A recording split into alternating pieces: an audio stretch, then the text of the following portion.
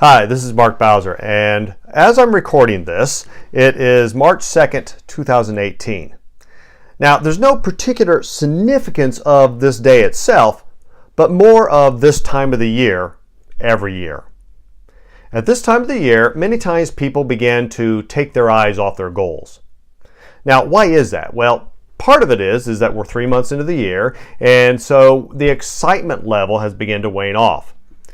At the beginning of the year or on New Year's Eve, we set New Year's resolutions or some goals, and all of a sudden we're excited and we're motivated, and so we're getting up early and we're doing the work that is needed to drive us forward.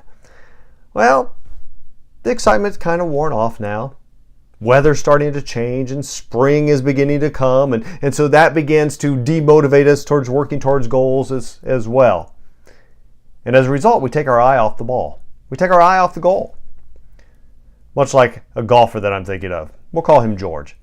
Now, George he wasn't much of a golfer. He was more of a duffer than a golfer. But he loved the game, and so he'd get out week after week, and he'd just hit that little ball around. And if he could find it again, well, he'd hit it again. But many times he couldn't find it after he hit it one time. But on this one particular day, he was on his game. He was having the best golf outing of his life.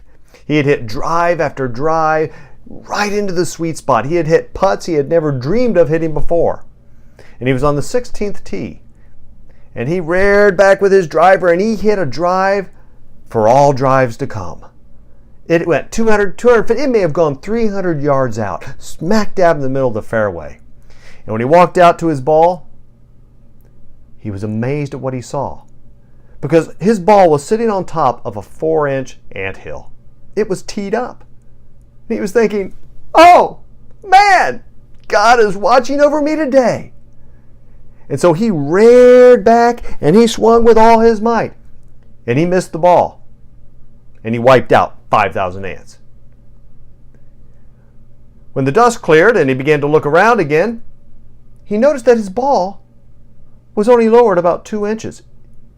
It was sitting on top of what was left of the anthill. It was still teed up. He got a second chance. And so he reared back again and he swung with all his might. And he missed the ball again. And he wiped out 4,998 ants. There are 2 ants left. One ant looks at the other and he goes, if we're going to survive, we're going to have to get on the ball. Now, that's just a silly little story, but it's extremely applicable to us today.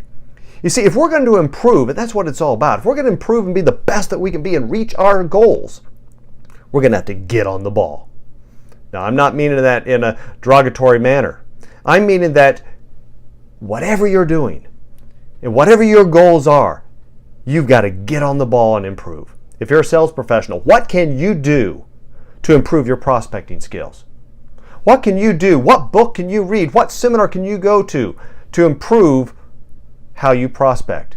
How about the way you present your product or service? Maybe you need to get around the top sales professional in your industry and ask them, what do you do that makes you successful? What makes you different? And learn what they do.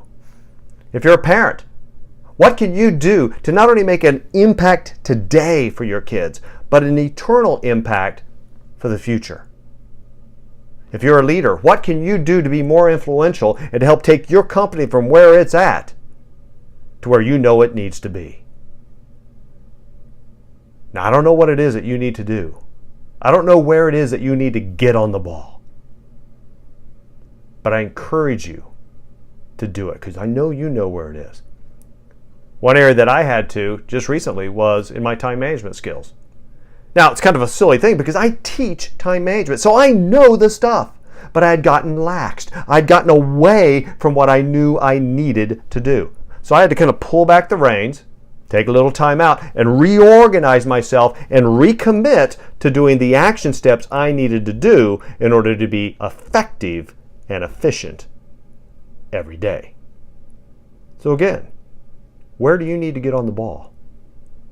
You know where it is. And I challenge you, right now, go out there, get on the ball, and hit it. This is Mark Bowser. Thanks for listening today. God bless you.